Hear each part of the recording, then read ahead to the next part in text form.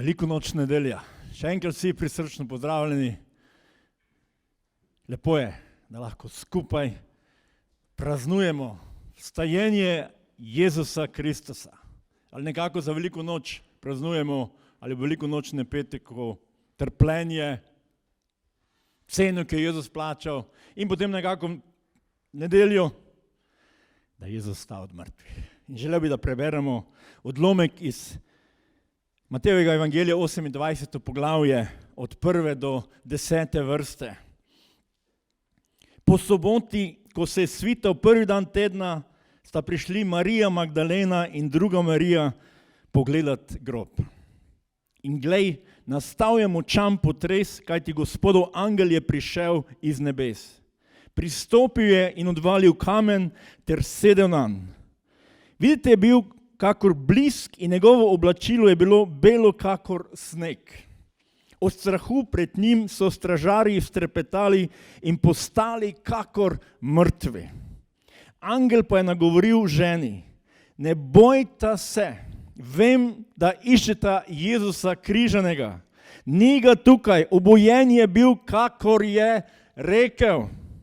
Stopita sem in poglejta kraj, kamor so ga položili. Hitro pojdita in povejta njegovim učencem: obojen je bil od mrtvih. Pred vami pojde v Galilejo, tam ga boste videli. Glejta, povedal sem vama. Hitro sta zapustili grob in strahom ter velikim veseljem stekli sporočiti njegovim učencem. In glej, naproti jim je prišel Jezus in rekel: pozdravljeni. Oni dve sta pristopili, mu objeli noge in se mu poklonili. Tedaj ima Jezus rekel: ne bojte se, pojdita in sporočita mojim bratom, naj gredo v Galilejo, tam me bodo videli.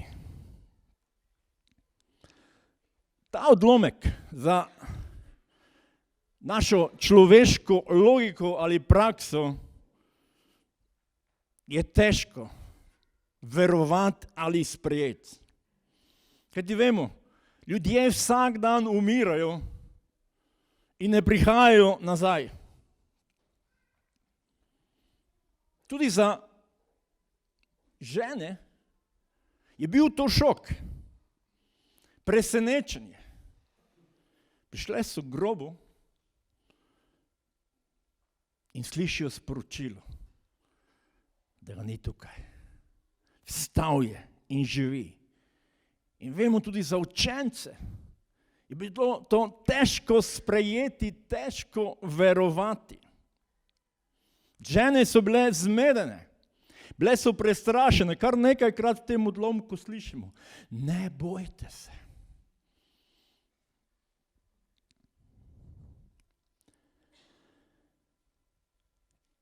In ko so se srečale z Jezusom, mi beremo, da so mu objele noge in se priklonile.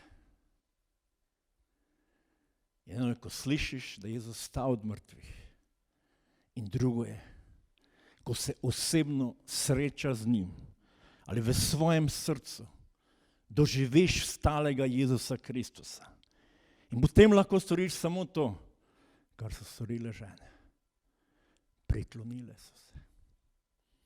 Častile in slavile nekoga, ki je vstal od mrtvih. In to je eno od najbolj pomembnih trenutkov v zgodovini človeštva. Ali je velika noč ena velika izmišljotina in živimo v eni veliki prevari,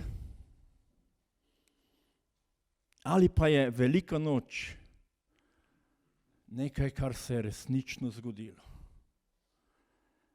Človeštvo je zaradi velikonočnega dogodka vedno postavljeno pred odločitev. Ali verujem, ali sprejmem, da je Jezus vstal od mrtvih, ali pa to zavrnem. Kot sem že rekel, Jezusovi učenci niso pričakovali in niso verovali, da bo Jezus stal od mrtvih.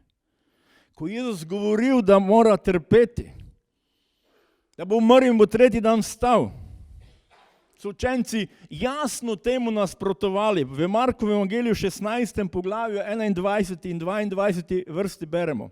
Od takrat je Jezus začel svojim učencem kazati, da bo moral iti v Jeruzalem in veliko pretrpeti od starešin, velikih duhovnikov in pismoukov, da bo moral biti umorjen in biti tretji dan obojen. Peter pa ga je vzel k sebi in ga začel grajati. Bog ne daj, Gospod, to se ti nikakor ne sme zgoditi. Tega niso mogli dojeti, razumeti. Zakaj? Če si predstavljamo biti Jezusov učenec in hoditi z njim in gledati, kako je obujal mrtve, kako je učil o znanju, da so bili mnogi začudeni in dejali, kaj takega še nikoli nismo slišali. V bistvu je Jezus pokazal, da ima moč in oblast. In jaz verjamem, učenci so pričakovali samo nekaj. Ko bo prišel dan, ko bo Jezus to moč in oblast pokazal na zemlji. In mogoče so računali in mi bomo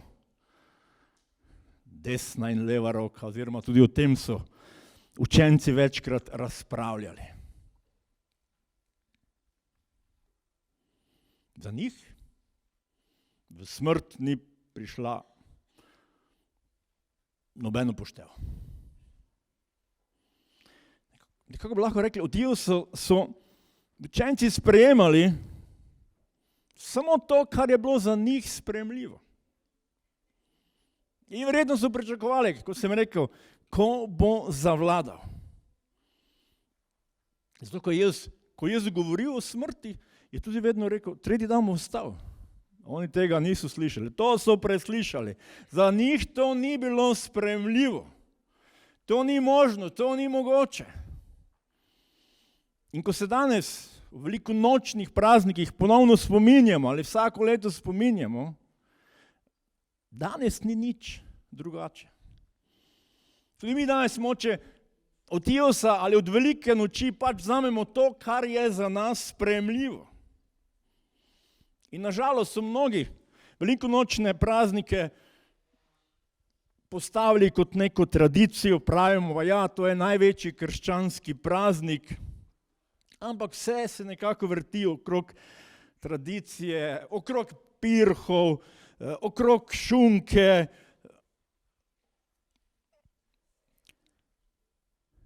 In veliko se o tem govori. Zelo malo pa se ljudje teh velikonočnih praznikih. In jaz sem si rekel tako, vsaj kristjani bi se morali pogovarjati o Jezusovi moči in njegovem vstajenju. Da je premagal smrt, da je vstal od mrtvih. Saj v bistvu to glavno sporočilo velike noči. Največje upanje za človeštvo nam razodeva velika noč, da smrt ni konec. Vemo, da se skozi celo zgodovino človeštva lomi to koplje. Kaj je po smrti? Kako smo nastali, zakaj je smisel vsega? Velika noč nam jasno govori, da smrt ni konec. In Bog želi, da ne vzamemo to samo neko tradicijo, ampak da resnično dovolimo, kaj se je zgodilo za veliko noč. Veste, tradicija je lahko v redu, če je zdrava in če stoji na pravih temeljih. Včeraj sem poslušal po radiju, ko se peljem v avtu, potem ponavadi še radio poslušam. In je bila tema veliki noči, o praznikih, o pomenu, pirhov, o pomenu, zakaj se strela za veliko noč, danes zjutraj v Mariboru na Pobrežju, tako fajn, lepo zgrmelo, kot se temu šika. In vse lepo in prav. Ampak ena žalost, ki me je potem prevzela, je v bistvu bilo povedano, da je praznovanje veliko noči vpleteno veliko poganskih običajev. In v bistvu to je na žalost v srcu. Kako nas tradicija včasih lahko pripelje stran. Tako da me je zanimalo, kaj dobesedno sploh Wikipedija ali kaj sploh pomeni tradicija. In tradicija pomeni dati nekaj naprej ali nekaj predati. Prenos načina, dela, obnašanja, prepričanja, verovanja, običajev na mlajšo generacijo. To v bistvu pomeni tradicija. In to je dobra stvar. Ampak jaz sem si postavil vprašanje, kaj mi kot kristjani prenašamo za veliko noč na mlajšo generacijo. Hvala Bogu za umetniške pirhe, kakšna vse ustvarjalnost se lahko najde. Ampak ali naši mlajši generaciji jasno prenašamo, da nas je Jezus odrešil. Jasno govorimo, da je Jezus stal od mrtvih in se veselimo, da smrt ni konec. In ne samo to, da je Jezus umrl za naše grehe in plačal težko ceno, da bi nas odrešil. Moja žena se pred nekaj tedni zlomila rebro. Včeraj ali predvčerajšnji je rekla, mene samo to zlomljeno rebro tako boli. Kako je moralo boleti Jezusa, katerega so pretepli, bičali, marsikaj mu polomili in ga na koncu pribili na križ. Za veliko noč je šlo za nekaj mnogo več. In poglejmo v Sveto pismo, kako se je v bistvu sploh vse začelo, da mi danes praznujemo velikonočne praznike. Poglejmo eno zdravo tradicijo na enem dobrem temelju. In tukaj v Matejevem evangeliju 26. poglavju 17. do 19. vrsta, prvi dan nekvašenega kruha so prišli k Jezusu učenci in mu rekli, kje hočeš, da ti pripravimo, da boš jedel pashalno jagnje? Dejal jim je, pojdite v mesto k temu in mu recite. Učitelj pravi, moj čas je blizu. Pri tebi bom obhajal Pasho z svojimi učenci. In učenci so storili, kakor jim je Jezus naročil in pripravili pashalno jagnje. Izraelsko ljudstvo, ali ta dogodek na bistvu govori o praznovanju dogodka, kako so bili rešeni iz egiptovskega suženjstva. V petek sem pridigal, nas je Bog ustvaril za življenje, za harmonijo, za nekaj lepega. Ali zaradi greha smo vse to izgubili. In zdaj je trenutek, da je Jezus tukaj. Da pride umret in nas odrešiti. Da spostavi novo, če hočete temu, krščansko pasho. In ko z učenci skupaj pred križanjem ali zadnja večerja jo velikokrat imenujemo, Jezus začne tam razodevati, zakaj je prišel. In v Matejevem evangeliu 26. poglavju od 26. do 28. vrste Jezus pravi takole.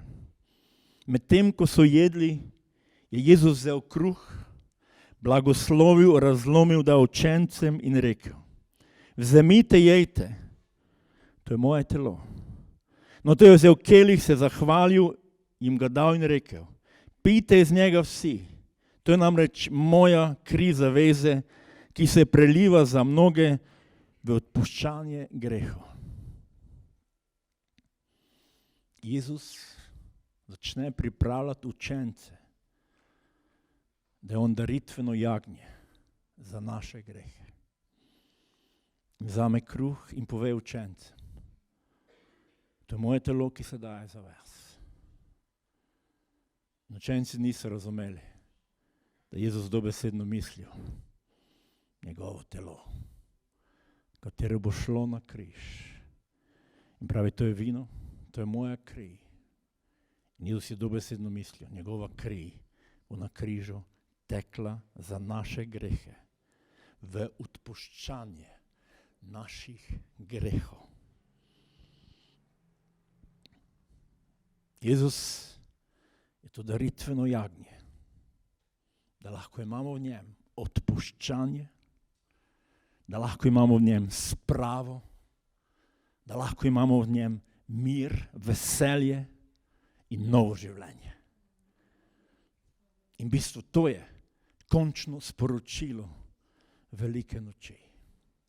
To je ena zdrava tradicija, o kateri moramo govoriti, katero moramo oznanjati. In ne samo praznovati in po velikonočnih praznikih je naše življenje isto. Ne, Jezus je prišel za nekaj mnogo več, da nam da odpuščanje in da nam da novo življenje. To je moč velike noči. Ne samo, da nekaj vemo, ne samo, da nekaj Bog stori za nas, ampak da to spremeni tudi naša življenja. Novo življenje, ali kar je Jezus storil na Golgotskem križu, v bistvu rešil nas je prekletstva, rešil nas je greha, osvobodil nas je od greha, kar spet pomeni, želi nam dati in nam daje novo življenje. Kar je Bog začel v Egiptu za izraelsko ljudstvo, je Jezus storil za vse ljudi na Golgotskem križu, da ne bi bili večno pogubljeni, temveč da bi imeli v Jezusu večno življenje. In znova se postavlja to vprašanje, kaj se je v resnici zgodilo za človeštvo ob velikonočnih praznikih. In nekako dejstvo je, če pogledamo svetovno populacijo ali prebivalstvo, že nekaj časa nisem gledal, ampak vedno se da zaslediti, da nikoli ni bilo, saj koliko jaz vem, več kot 10% svetovnega prebivalca ateistov. Se pravi, večino prebivalstva ljudi na tem svetu nekaj veruje. So bili vzgojeni v različne tradicije, kulturi, državi, kraju, ali pa z nekim samim zavedanjem mora obstajati nekaj več, kot je na tej zemlji. Nekateri mogoče iz strahu verujejo v Boga in se molijo, da ne bodo kaznovani. Drugi mogoče mislijo, joj, če bom dovolj dober, si bom mogoče zaslužil, da bom nekega dni večnosti pri Bogu. Nekateri mogoče samo verujejo, da v težkih situacijah kličejo za pomoč neko višjo silo, moče, morda bo pa le pomagala. Zakaj vse to naštevam?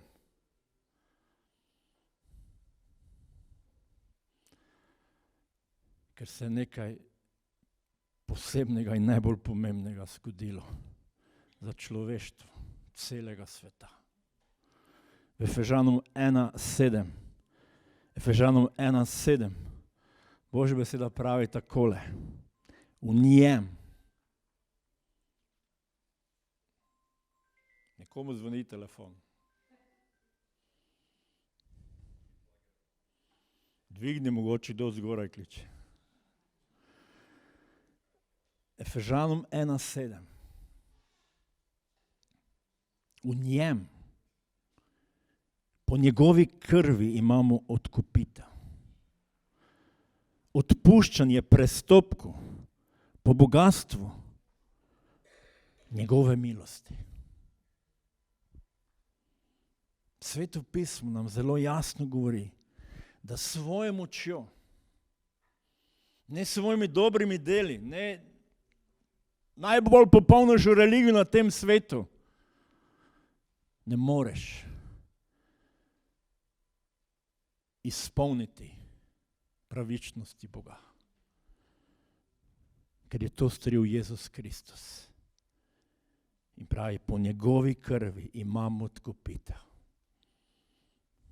Jezus je učencem rekel, to je moja kri, ki se daje za vas. Odpuščanje prestopkov po bogatstvu njegove milosti. Iz ljubezni Jezus umrl na križu, nas odkupil. V njem imamo odpuščanje grehov zaradi bogatstva njegove milosti. In ni druge možnosti, da boš nekega dne v Božjem kraljestvu. Vse, kar lahko mi storimo, da se odpremo Bogu. In povemo, Bog, če me tako ljubiš, tukaj sem. Razodevaj to v mojem srcu, razodevaj to v mojem življenju. In naprej v Efežanom 1:13-14 pravi Božja beseda takole. V njem ste tudi vi slišali besedo resnice, evangelij svojega odrešenja. Van ste tudi verovali in v njem prejeli pečat Svetega Duha, ki je bil obljubljen. Ta je poroštvo naše dediščine, v odkupitev ljudstva, ki si ga je Bog pridobil hvalo njegovega veličastva. In Pavel pravi Efežanom, v njem ste slišali besedo evangelija. Evangelij je ta vesela novica, da je Jezus umrl za naše grehe, da je tretji dan vstal od mrtvih, da vsak potem pravi, van ste tudi verovali. Vsak, kdor veruje in sprejme, jaz upam reči, in se poniža pred pravičnim Bogom, da rabi odpuščanje. No, Bog to odpusti, ali Jezus Kristus. In je že njegov. In je Božji otrok. Efežanom 2:8-10. Z milostjo ste namreč odrešeni po veri in to ni iz vas, ampak je Božji dar. Niste odrešeni iz del, da se ne bi kdo hvalil. Njegova stvaritev smo ustvarjeni v Kristu Jezusu za dobra dela. Za nas je Bog naprej pripravil, da bi v njih živeli. Z milostjo ste odrešeni. Bog je vse storil, da bomo mi nekega dne v nebesih. Mene to navduši. Meni to daje radost. Meni to daje upanje. Meni to razodeva Sveti Duh, ki je v nas, ki je pečat, pravi Božja beseda, za tistega, ki ga sprejmejo za svojega odrešenika. Ni kaj storiti. Jezus je storil. Ko mi storimo, ko smo mi dobri, ko smo mi pravični, ko ne vem, kaj vse pomagamo ljudem, na koncu razmišljam, a se bo kdo spomnil, da sem dobro napravil? A se bo kdo zahvalil? Toliko je velikokrat ta naša dobrota. In celo Božja beseda pravi, da se ne bi kdo hvalil. In ni se kaj hvaliti, ker je odrešitev v Jezusu Kristusu.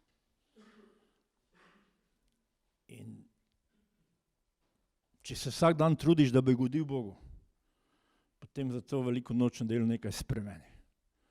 Začni se zahvaljevati Bogu, kar je On storil za tebe. In začni živeti eno novo življenje. Eno novo življenje, ki ga Bog daje, ki ga Jezus ponuja. Kajti mi smo tako ustvarjeni, pravi tukaj apostol Pavel, za dobra dela. Zato nas je Bog ustvaril. To mora biti normalno, ne zasluge. Tako smo ustvarjeni. Zaradi greha imamo toliko problemov. Ali tako smo ustvarjeni in Jezus je vse storil, da bi nam odpustil, da bi zlomil prekletstvo greha, da bi naša srca bila odprta za Božjo besedo, da se Bog lahko razodeva v svoji milosti. Zato velikonočni prazniki se ne končajo z velikonočnim ponedeljkom. Če si danes sprejel Jezusa kot za svojega odrešenika, če se danes odločil, da boš veroval, kar je Jezus storil za tebe in priznal svoje grehe in povedal Jezus, bodi moj otrok. Od danes naprej se začne novo življenje za tebe. Ne da se potem ponedeljek, torek, sredo spet trudiš, o Bog, pomagaj mi, meni grešnik, o moj Gospod. O Jezus, hvala ti, da si umrl za mene grešnika in da imam v tebi odpuščanje in da imam v tebi večno življenje in od zdaj naprej želim spoznati, želim doživeti, kaj imaš ti za moje življenje. In veš, velika žalost je danes v naši krščanski Evropi. Krščansko življenje nam je postalo breme in teža. Malo pogooglejte, kjer Bog deluje po svetu. Ljudje so polni radosti, ker razumejo, ker so sprejeli, ker so doživeli, da so jim grehi odpuščani, da imajo novo možnost, da imajo novo življenje, da imajo nekaj najboljšega, kar Bog ponuja za vsakega človeka. Apostol Pavel moli v Efežanom 3, od 14 do 21 vrste. Apostol Pavel moli, zato pogibam svoje kolena pred očetom, po katerem se imenuje vsakršno očetovstvo v nebesih in na zemlji. Naj vam da po bogatstvu svojega veličastva, da se po njegovem duhu močno trdite v notranjem človeku. Naj Kristus po veri prebiva v vaših srcih. Kje? V srcih. Da bi tako ukorenjeni in utemeljeni v ljubezni mogli z vsemi svetimi doumeti, kolikšna je širokost in dolgost, visočina in globočina, ter spoznati Kristusovo ljubezen, ki presega spoznanje, da bi se izpolnili do vse Božje polnosti. Pojma nimamo, kaj vse Bog ima za nas. In naj nas ta veliko noč prebudi in povemo, tukaj smo. O Bog, o Jezus, takšno ceno si plačal za moje življenje, da lahko spoznavam, kaj vse imaš ti v svoji milosti pripravljen za nas. Njemu pa, ki more pomoči, katera deluje v nas, v vsem napraviti neznansko več od tega, kar prosimo ali mislimo. Njemu slava v cerkvi in v Kristusu Jezusu skozi vse rodove na veke vekov. Amen. Kaj se velikokrat človeštvo ubada? Ali obstaja Bog? Celo življenje. Izgublja čas. Pravi, Bog lahko dosti več odgovori na molitve, kot mi molimo in prosimo. Seveda ne molimo in prosimo, ker se razglabljamo, mogoče pa obstaja Bog, mogoče pa ne, pa. Naš Bog je živi Bog. To je pokazal na veliko noč. In ne samo to, kako nas ljubi. In ne samo to, zlomijo prekletstvo greha. Veste, kaj to pomeni? Ko se pokesaš za svoje grehe Jezusu, on ti jih je odpustil in on nima več moči nad tvojim življenjem. In lahko poveš v Jezusovem imenu, želim živeti eno novo življenje. Ker jaz rad povem to besedo, kaj pomeni greh. Zgrešiti cilj v življenju. To je vse, kar pomeni greh. Zgrešil si cilj življenja. Zgrešili smo cilj življenja, če nam je velika noč samo ena tradicija. Vse smo zapravili. Od torka naprej bomo spet imeli vse stare probleme. In še več jih bo. In bo hudič rekel, da vidiš, kako je življenje težko. Nima smisla. Mogoče, vzami si življenje. Poglej na Jezusa. On ne daje, on ne jemlje življenje, on ga daje za mene in tebe.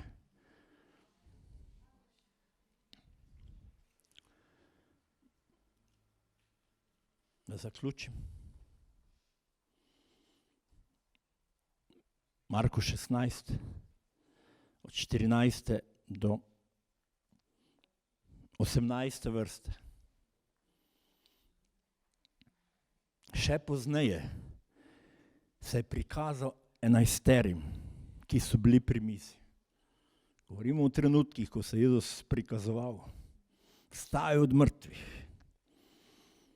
in sreča se s svojimi učenci, svojimi tesnimi sodelavci, svojimi prijatelji. Vse to je Jezus povedal, ko je učil.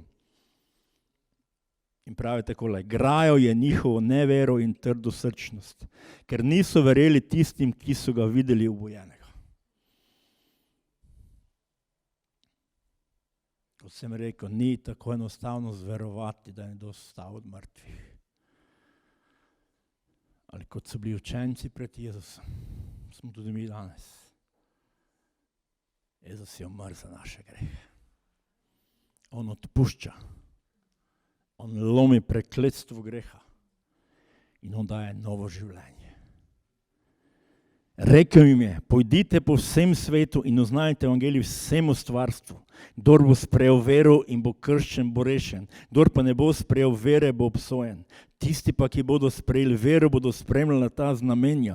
V mojem imenu bodo izganjali demone, govorili nove jezike, z rokami dvigovali kače in če bodo kaj strupenega izpili, jim ne bo škodovalo. Na bolnike bodo polagali roke in ti bodo ozdraveli. Ko te Jezus pograja, to prinaša upanje. On ne obsoja. On daje novo življenje. In kaj je učencem rekel? Prvo jih pograja in pove, vi nesposobneži, pojdite domov, od vas nočem nič več. Ne. Pokliče jih v največjo misijo. Pravi, pojdite po vsem svetu in oznanite evangelij. Kdor bo sprejel vero, kdor bo veroval, kar je Jezus storil in ga sprejel za svojega rešenika in pravi, in se dal krstiti, bo rešen. Kdor tega ne bo, bo pogubljen. In Bog ne more ničesar več storiti za nas. On je vse storil. Kaj mi lahko storimo, da to sprejmemo? In zato veliko noč nedeljo, če še nisi Jezus sprejel, povej, Jezus, pridi moje srce. Bodi moj zveličar. Odpri moje duhovne oči. Naj spregledam, kako me ljubiš. Kako si dragocen, saj si umrl za moje grehe. Predajam ti svoje življenje. Daj mi novo življenje. Zlomi vezi, prekletstva, greha, preteklosti. Želim gledati na tebe, kaj ti daješ novo življenje. In vemo, da se to poslanstvo, ta milostni čas še vedno nadaljuje in traja. Ker je Jezus rekel in zadnjo vrsto, ki želim zaključiti, Matej 24:14, Jezus pravi takole. In ta evangelij kraljestva bo oznanjen po vsem svetu, v pričevanje vsem narodom in takrat bo prišel konec. Dokler je milostni čas, še vedno se oznanja. Oznanjamo, kaj se je zgodilo za veliko noč. In Jezus si je povedal vsem narodom, v pričevanje vsem ljudem. In potem pride konec. Ali potem bo Jezus zavladal. In draga cerkev, dragi Maribor, draga Štajerska, draga Slovenija, ne zavržimo evangelija. Ne spreglejmo, da je Jezus naš zveličar in naš odrešenik. Amen. In želim se hvaliti ali pomoliti. In lahko stanemo, lahko se skupaj pomolimo, lahko se skupaj zahvalimo, kaj je Jezus storil na križu. Jezus, hvala ti za te velikonočne praznike. Hvala ti, da nam jasno govorijo, da si na križu umrl za naše grehe. In da vsak, ki veruje in te sprejme za svojega zveličarja, doživi odpuščanje in novo življenje. In jaz te prosim, za našo cerkev, Gospod, jaz za tvojo cerkev, za vse, ki so tukaj. In tudi za tiste, ki moče ne vidijo, ne razumejo, ali pa niso slišali, kaj se je zgodilo v velikonočnih praznikih. Mi molimo, da se tvoja resnica dotakne, Jezus, še mnogih src, da tudi danes doživljamo to osebno srečanje s tabo in te slavimo in te častimo. Jezus, to te prosimo v imenu Očeta in Sina in Svetega Duha. Amen.